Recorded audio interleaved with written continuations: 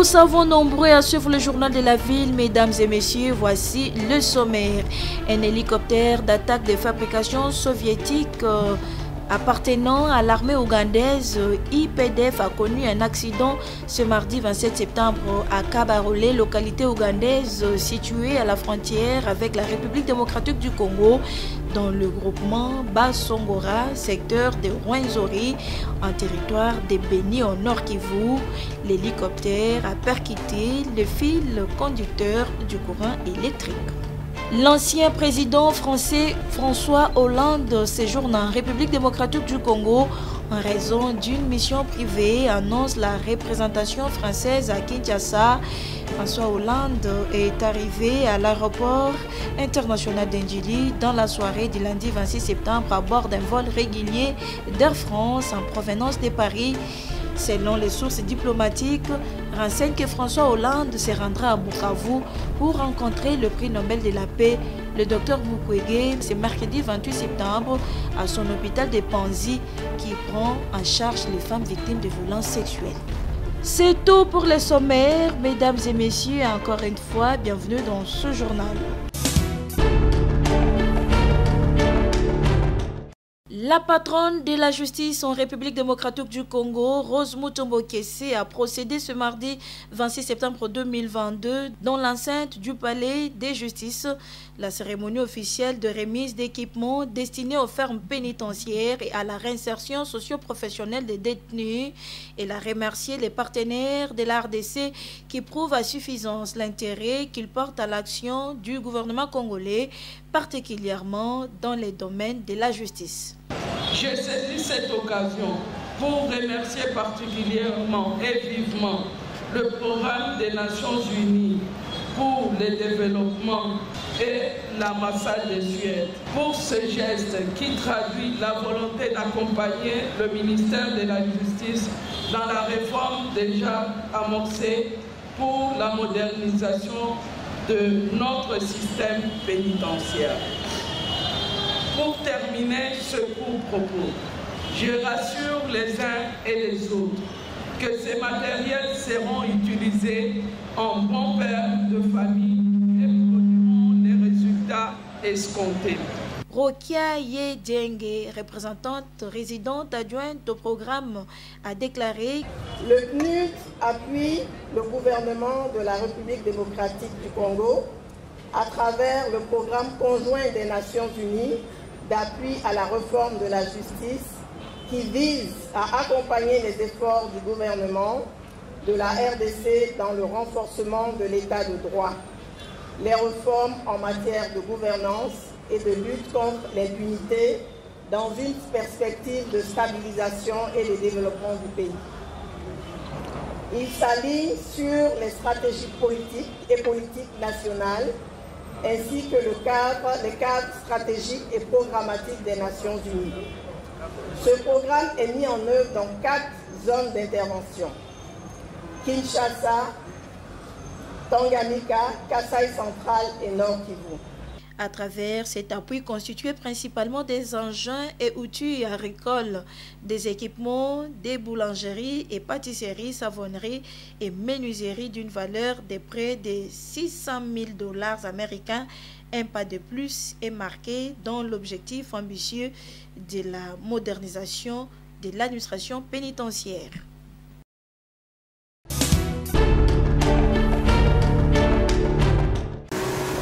Conflit Tekeyaka. Le cardinal Fridolin Ambongo, évêque de Kinshasa, revient d'une mission pastorale de réconfort à la population de Kwamonde et ses environs. Durant 4 jours, le cardinal a eu à rencontrer les fidèles catholiques de ces coins du pays, victimes des actes de barbarie des personnes mal intentionnées. Pour le prélat de Kinshasa, il est urgent que les autorités du pays trouvent la solution à ces problèmes, car l'insécurité est à la porte de la capitale. Ma visite à cette communauté a été un moment de grand réconfort moral, spirituel pour un peuple qui souffre, un peuple qui, depuis ces événements, a le sentiment d'être en péril, d'être abandonné. Les activités économiques sont pratiquement paralysées.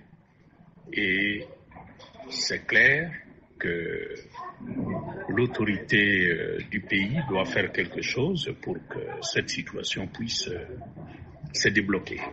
Parce que ça peut avoir des conséquences au-delà de ce que nous entendons. N'oublions pas que Kwamouth, c'est la porte d'entrée de Kinshasa. Tout ce qui est navigation sur le fleuve. Toutes les eaux du pays passent par Kwamouth, soit par le fleuve venant du nord, soit par la rivière Kwa, qui ramasse toutes les eaux du Kasaï, de Kwilu, de Kwango, etc., ou du Mai-Ndombe. Tout ça, ça passe par Kwamouth.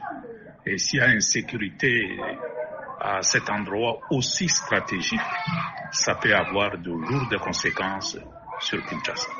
Il y a de graves questions de sécurité dans cette partie. Et la nature de cette insécurité, il faut d'abord décortiquer pour mieux connaître les contours. Parce que c'est une affaire beaucoup plus complexe qu'on ne le croit.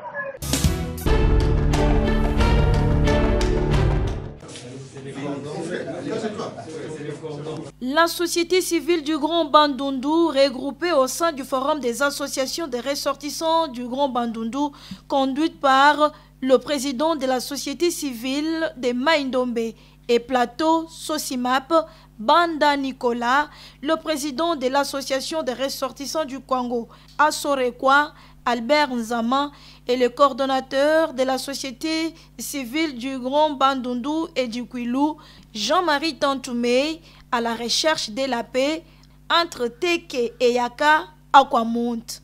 Voilà ce qui justifie sa rencontre ce samedi 24 septembre 2022 avec le roi Mini-Congo Kavabioko Zombi, qui a reçu mission de la part du chef de l'État Félix-Antoine Tshisekedi Tshilombo pour réconcilier les deux peuples Teke et Yaka, habitués à vivre ensemble dans la paix, mais qui s'entretuent à cause de la redevance coutumière.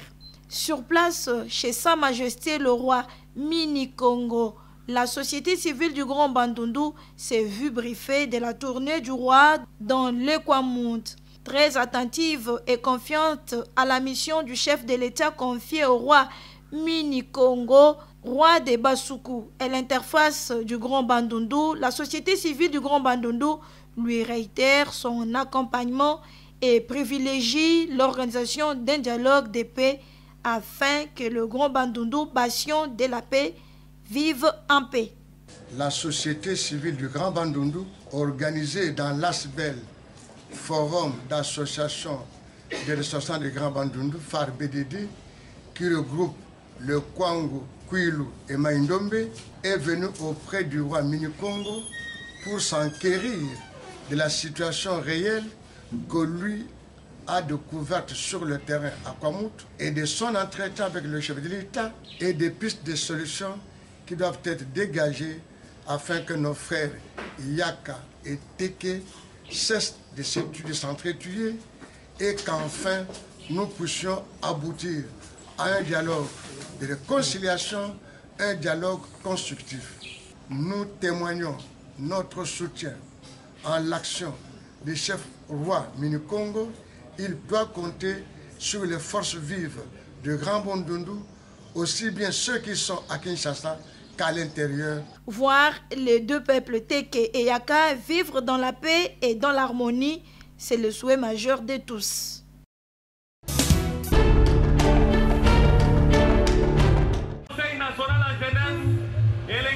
Rassemblement des jeunes pour l'unité nationale et la paix organisé par le Conseil national de la jeunesse au terrain municipal de Bassina. Les jeunes des mouvements citoyens, des différentes associations et des partis politiques n'ont pas loupé l'occasion.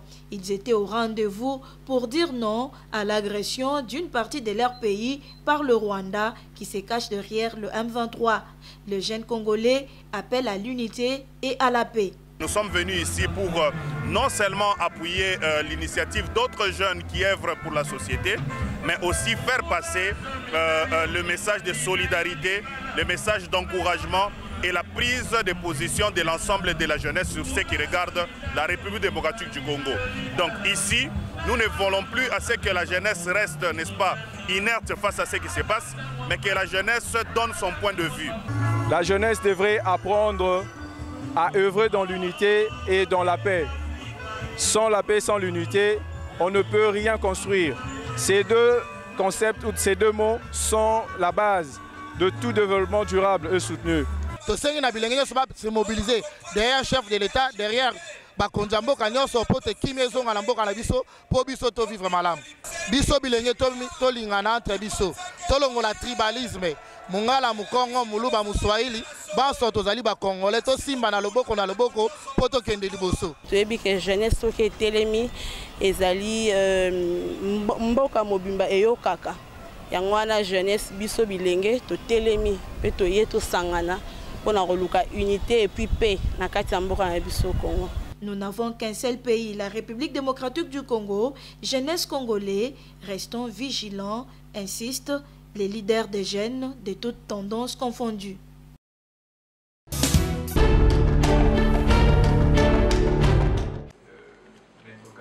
Se basant sur les articles 6, 7, 8, 25 et 70 du statut de Rome, Maître Constant Moutamba, président national de la dynamique progressiste révolutionnaire, opposition républicaine, vient à travers une saisine auprès du procureur de la représentation de la CPI de déposer une plainte contre le président rwandais Paul Kagame pour crimes de guerre, crimes contre l'humanité, crimes d'agression et crimes de génocide. Nous avons résolu, après plusieurs séances de travail et après avoir consulté toutes les couches qui composent notre plateforme, nous avons résolu de saisir la justice pénale internationale, les instances judiciaires internationales, pour que les auteurs des forfaitures qui sont perpétrées au quotidien, qui endeuillent au quotidien nos populations dans la partie est du pays, puissent en répondre. Face à la presse, abordant plusieurs questions d'actualité, le numéro 1 de la DIPRO n'est pas passé par le dos de la cuillère pour démontrer la responsabilité et l'implication du chef de l'État rwandais dans les massacres perpétrés dans l'est de la RDC, lesquels font de lui bel et bien poursuivable par la CPI, bien qu'étant en fonction et que son pays ne soit pas signataire du traité de Rome. Au fin de l'article 25 du statut de Rome, la Cour est compétente à connaître des crimes commis par les personnes physiques, ressortissant ou pas d'un État parti. En l'espèce, le fait pour M. Paul Kagame d'être ressortissant d'un État non signataire du statut de Rome, ça veut dire le Rwanda, ne les dédouane pas pour autant des poursuites devant la Cour pénale internationale.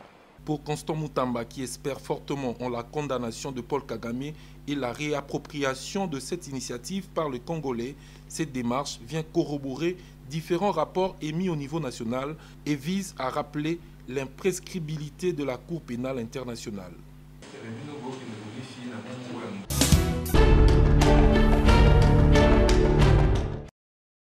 Chose promise, chose faite. Après avoir signé les contrats avec les différentes entreprises pour les travaux de l'électrification de Mbuji-Mayi et plusieurs cités environnantes dans la province de Kasaï oriental, la Société nationale d'électricité SNEL SA et ses partenaires se sont déjà lancés à l'acheminement des différents équipements et matériels vers Mbuji-Mayi. Jean-Bosco Kayombo Kayan est le directeur général de la SNEL. Vous savez qu'il y a quelques années, on a construit la centrale de Toubi-Toubidi par Sassim. Cette centrale est maintenant disponible et nous avons signé un contrat d'achat d'énergie qui pourra être acheminé à Mbuji-Mayi et dans certains contrées environnants, surtout le long de la ligne entre Chiboué et Mbuji-Mayi. Donc nous avons donc signé, après un processus d'appel d'offres, signé le contrat avec deux prestataires qui ont été les meilleurs. Et il s'agit de Sogéac qui va construire la ligne moyenne tension entre la centrale qui va aller jusqu'à Mbuji-Mayi et être prolongée jusqu'à Kabeaka Mwanga. Et quant à Congo Énergie, nous avons signé le contrat pour qu'il fasse la réhabilitation du réseau SNEL de distribution dans la ville de Mbuji-Mayi pour justement accueillir cette énergie qui viendra de Toubi-Toubidi. Sur place au Kasaï, la SNEL, sous le leadership de son directeur général, les travaux sur le traçage, l'épiquetage et l'achat des terrains pour la construction de la ligne haute tension de la centrale de Sassim vers Mbuji-Mayi et les cités environnantes comme Boya, Miabi, Mwalusangu, Kabeakamwanga et Chibwe sont déjà visibles. Le projet s'est mis déjà en marche. D'ailleurs, vous pouvez voir déjà que le matériel est acheminé. Sur site, les poteaux sont en train d'être acheminés. La SNEL est en train d'acquérir les terrains où seront construits les différentes sous-stations et postes et cabines de distribution. Donc les travaux sur terrain ont commencé, les piquetages, les études d'exécution pour aligner les poteaux, etc. Donc le travail a déjà commencé. Donc vous pouvez compter à partir du 5 septembre et 8 mois après, nous espérons terminer. Ce projet va alimenter certains contrées, à peu près 5 contrées. Il y a Chibwe, il y a Miabi, il y a Boya, Lusangu, Kabeakamwanga. Et en dehors de ces contrées qui ne sont pas parcourues par cette ligne, nous avons d'autres projets et nous allons d'ailleurs bientôt publier une carte postale d'électrification du Grand Kasaï d'une manière générale et nous le faisons pour toutes les provinces. La SNEL, à travers son directeur général, reste déterminée à matérialiser la vision du chef de l'État, Félix-Antoine Tshisekedi Tshilombo, celle de l'électricité pour tous. La SNEL, aujourd'hui, elle se présente en pionnier, en mastodonte, donc la société par excellence que l'État congolais a comme outil pour que le programme et la vision du chef de l'État soient exécutés. Donc ce que nous pouvons dire à la population, de compter sur la SNEL, d'avoir confiance à la SNEL et tous ces projets qui se présentent à nous et tout ce que nous sommes en train de faire comme étude, nous mettons de notre mieux pour rapidement électrifier toutes ces contrées. Notons que ces travaux de l'électrification de Mbuji-Mayi et ses environs ne prendront que 8 mois d'exécution.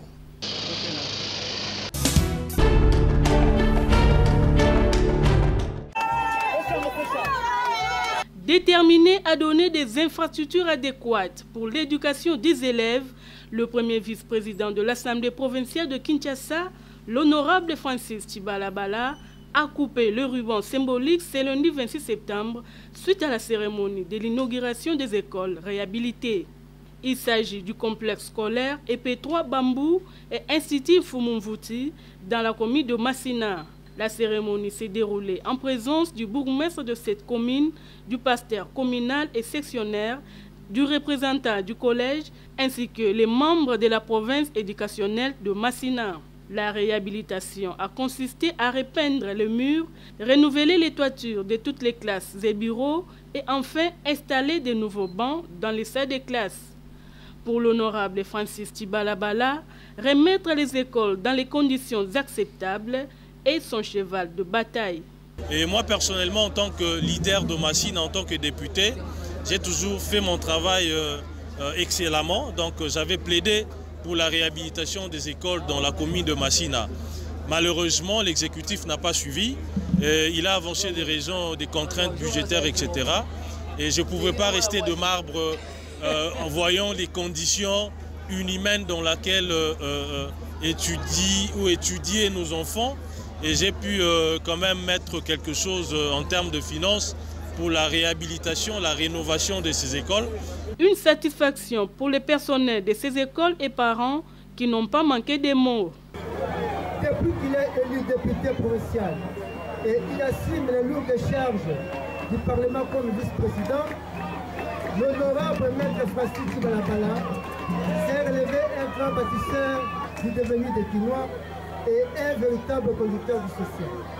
Il ne cesse d'œuvrer avec courage, modération et prévoyance pour gagner définitivement le pari de la gratuité prôné par le chef de l'État, son Excellence Félix-Antoine Tshilombo Tshisekedi. Par ailleurs, le premier vice-président de l'APK interpelle le gouvernement central et provincial de mettre un accent sur les conditions d'accueil des élèves.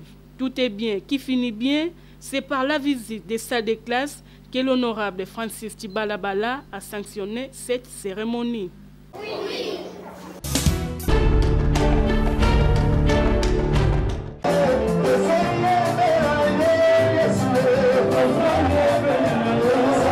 C'était sous une ambiance de reconnaissance et de gratitude que la soirée Merci Papa, édition 3e trimestre de l'année, s'est déroulée le dimanche dernier dans l'enceinte de l'église Mission Divine pour la délivrance des nations Miden en sigle sous le thème « Abonder en action de grâce » tiré dans le livre de Colossiens chapitre 2 verset 7. Le prédicateur de la soirée, le pasteur Arnaud de Kidiaka, a axé son message sur le fond et la base de l'action de grâce qu'il résume en ces termes, la maturité. L'action de grâce, c'est la réaction non pas de Dieu, mais c'est la réaction de l'homme vis-à-vis de Dieu. J'ai compris quelque chose, que l'action de grâce est influencée par le niveau de la maturité de l'homme. Le pasteur responsable de l'église Miden est revenu sur les réalisations accomplies de ce trimestre et projette les perspectives d'avenir, entre autres la formation des ouvriers. Durant les 3 mois ici, c'est pourquoi ça nous a conduit même. D'abord, on était à l'église, on a prêché sur l'évangélisation, on a fait beaucoup de travail de terrain sur l'évangélisation et de qui dans le mois d'août, tout ça qui campagne d'évangélisation dans la direction de Khartoum. L'église doit entrer dans la phase de la mission, c'est-à-dire dans la phase de l'implantation et autres. C'est pourquoi on a 3 mois où ça sera consacré qu'à l'église et à la formation des ouvriers, à la préparation des ouvriers, parce que l'année prochaine, on va essayer de bouger avec Dieu par la grâce de Dieu. La deuxième partie de la soirée était consacrée à la présentation de son tout premier ouvrage intitulé « Le Dieu de Jacob », issu de sa récente campagne évangélique. C'est un rêve qui est devenu réalité, c'est un très grand défi pour la Bisso personnellement l'Église. Ça, c'est notre premier ouvrage. Je vois, la plupart des gens ne savaient pas qu'on était en train de travailler sur un livre. C'est ça, le livre, qui est une bénédiction pour nous et pour l'Église. Ça s'intitule « Le Dieu de Jacob ». Bible dit, les mauvaises compagnies corrompent le bon mœurs. Mais Nzambe a un seul être, il faut permettre un être, oyo abange la réputation a été. Accueilli et acheté avec joie par le peuple de Dieu et les invités de Marc, cet ouvrage de plus de 100 pages est subdivisé en 3 parties et l'œuvre de la détermination de l'auteur est une bénédiction pour la nation. Signalons qu'en attendant le vernissage, les livres se vendent au siège de l'église Miden située sur l'avenue Yangambi numéro 15 dans la commune d'Ngiringiri.